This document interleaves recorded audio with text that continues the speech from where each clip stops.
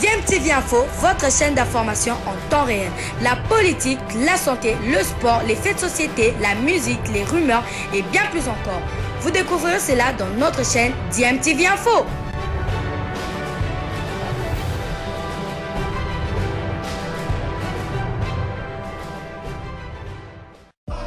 Vous êtes sur DMTV, bonjour, bonsoir, tout dépend de l'heure à laquelle vous nous suivez.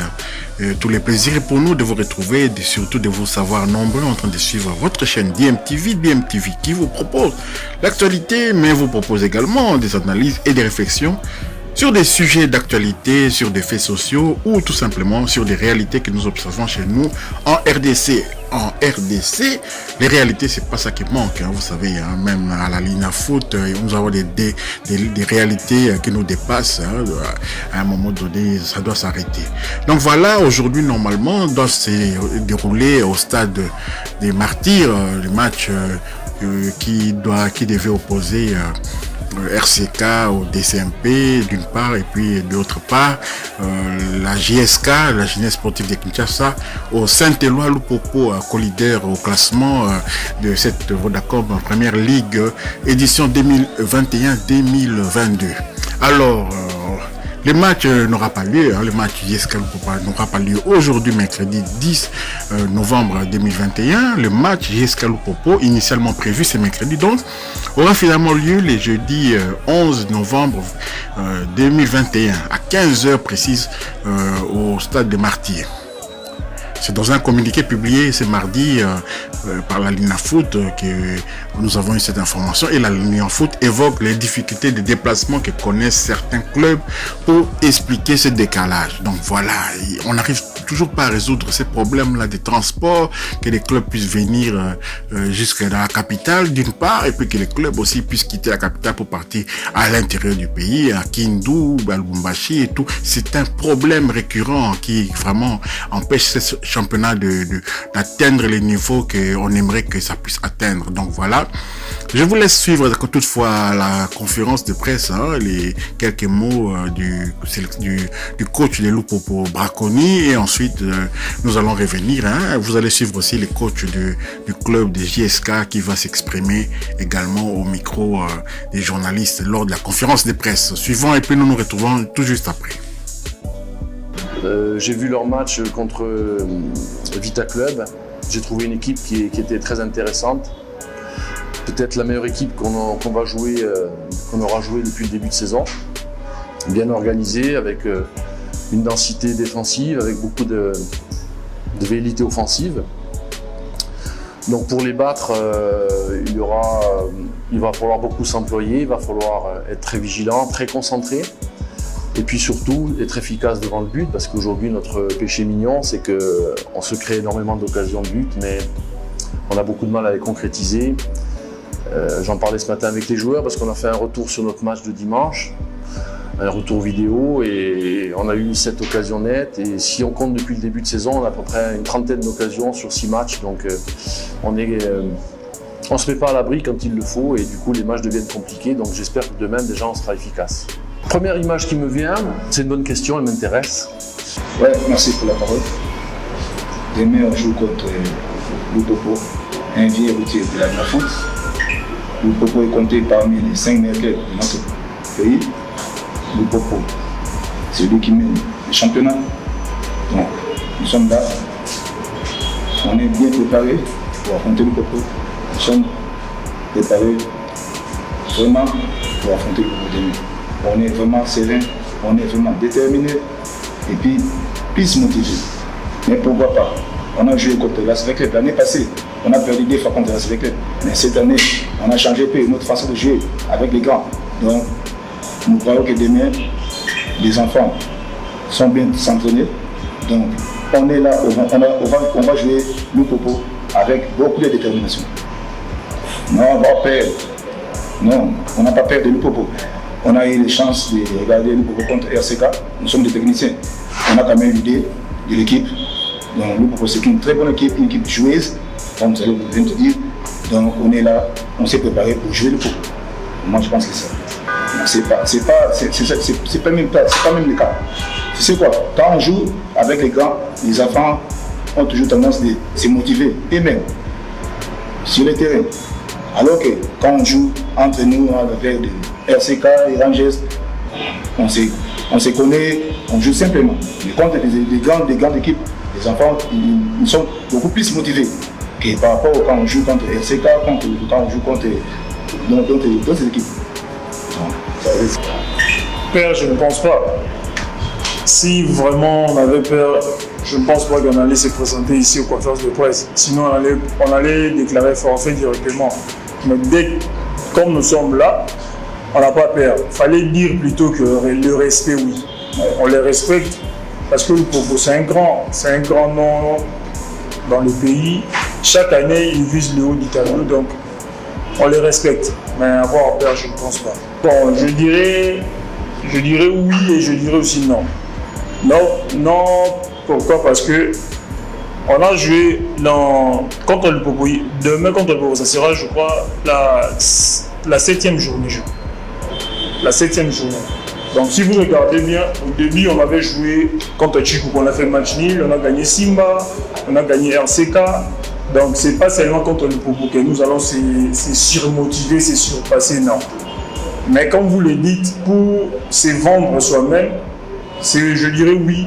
Parce que le Popo aussi, c'est un grand nom, c'est parmi les grands du pays. Tout le monde rêve aussi de jouer à le Popo, donc c'est un grand club. Si je suis un peu à votre avis sur le plan de la pub personnelle, là je dirais oui. Saint-Éloi le Popo de se montrer lucide et prévenant. Évitez surtout de se faire manipuler par le politicien en manque de positionnement. Le résultat qu'obtient le FC Saint-Éloi le Popo depuis les débuts du championnat est à encourager. Tout le reste n'est que pire distraction. Pourquoi veulent-ils attaquer une dynamique qui marche? Il faut refuser aux détracteurs de Jacques Kaboul un tel droit. L'équipe a beaucoup souffert. Lokuta et Yakana ascenseur, vérité et un escalier pécoumi. Circuler, il n'y a rien à voir. Le FC Saint-Éloi le Popo, champion de la Lina Foot 2021-2022. Chika Bintou. Voilà, c'est la Lina Foot. Hein. Nous avons l'habitude de Lina Foot décalée, Lina Foot coupée, décalée. On coupe des matchs, on décale, on reporte et on gagne des points dans les bureaux. Donc voilà un peu notre lot. Donc avec cette Lina Foot qui est vraiment où nous attendons vraiment les élections, hein, tout comme nous attendons également des élections au niveau de la FECOFA, parce que trop c'est trop, c'est l'amateurisme, c'est l'incompétence vraiment dans sa plus grande splendeur. Et nous avons une autre information, hein, toujours concernant le football club Saint-Éloi le Popo, hein. Il s'agit du milieu de terrain, hein, Youssouf Mulumbu, donc le milieu de terrain congolais de Lupopo a été autorisé par la direction du club à se rendre à Paris en raison d'une urgence familiale.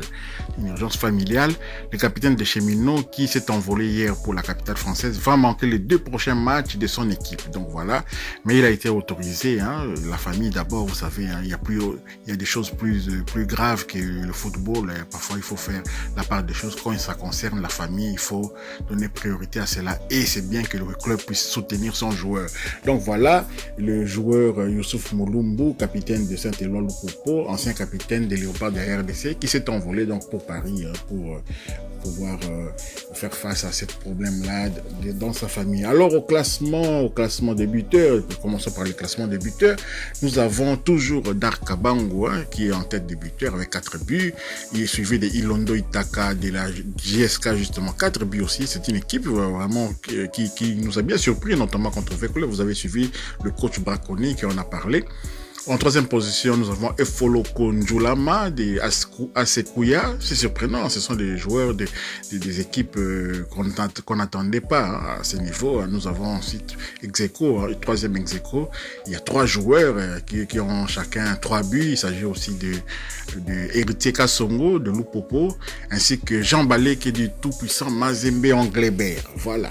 Et au classement de cette Vodacom Ligue 1, nous retrouvons à la première place le tout-puissant Mazembe Anglebert avec ses matchs joués, 16 points, goal différence de plus 13, suivi à la 2e position de Lupopo, 6 matchs joués également, 16 points également, mais avec un peu moins de buts. Vous savez que Mazembe avait étrillé Don Bosco, cela peut expliquer aussi cela. Bon, voilà, Lupopo a plus 8 au goal average, 3e position, ASV Club, 6 matchs joués, 14 points, plus 5 au goal average, et 4e position, AC Rangers, qui a un match de plus, mais ils ont 12 points. Et voilà, c'est à peu près ça. Don Bosco qui a reculé, Don Bosco a quand même reculé au classement, et c'est bien dommage parce que Don Bosco était en tête avant d'affronter Mazembe, et puis voilà, ici il est arrivé ce qui est arrivé. Don Bosco a perdu sa première place. Voilà ce qu'on pouvait dire pour la Lina Foot. Aujourd'hui, le 10, nous sommes toujours focalisés sur les éliminatoires de la Coupe du Monde 2022 et au Qatar.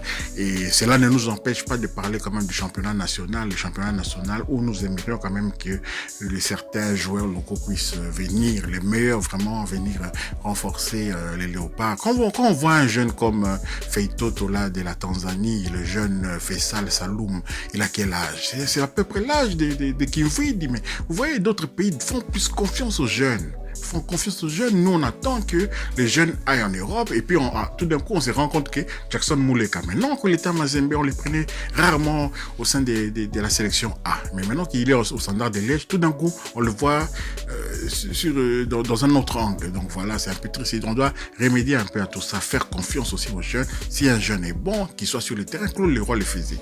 Merci d'avoir suivi quand même cette analyse à propos de l'Ina Foot et notamment du match de Saint-Éloi-Lupopo, Saint-Éloi-Lupopo qui ne va pas jouer aujourd'hui, donc va jouer demain à 15h à peu près, peu avant, 1 heure ou 2 heures avant le match Tanzanie-RDC. Si vous avez aimé partager cette vidéo, si vous avez vraiment aimé, vous pouvez aussi liker, ça confirme que vous avez aimé. Abonnez-vous pour ceux qui ne sont pas abonnés, parlez de DMTV autour de vous. Activez la petite cloche de notification pour ne pas manquer nos prochaines vidéos. Merci en tout cas et DMTV vous dit à suivre. Donc, au revoir.